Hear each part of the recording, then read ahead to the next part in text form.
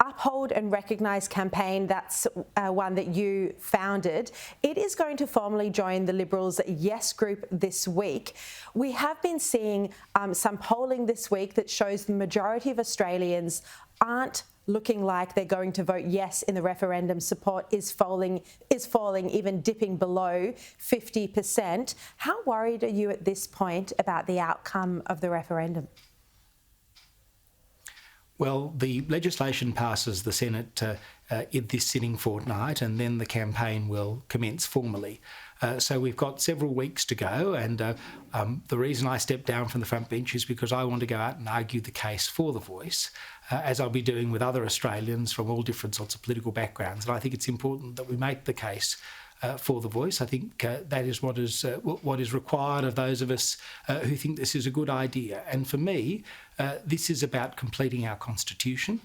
It's about putting in place an institution that should help us close the gap. As we're reminded constantly, a young Indigenous man is more likely to go to prison than go to university. The Indigenous suicide rate is 2.5 times that of the population. Indigenous unemployment rate is 9 times that of the population. Australia's a wonderful country. We are at the top of the league tables on every imaginable social and economic indicator, but there's this gap that's just not closing, and I believe the voice can help close that gap.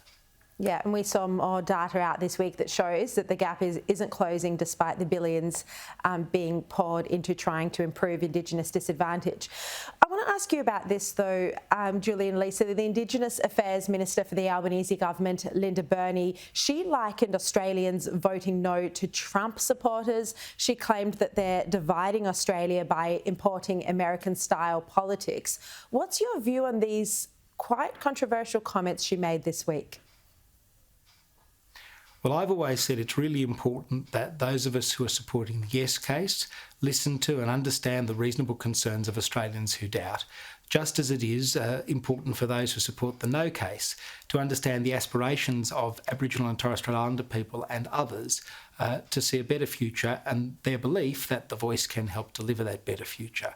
I think it's important to remember that we are all Australians here, and this is a matter about which reasonable people can disagree with, but this is a matter which we're all going to vote on together sometime later this year, and that we should use it as a moment to come together and exercise our democratic rights. All right, Julie and Lisa, thank you very much for your time today.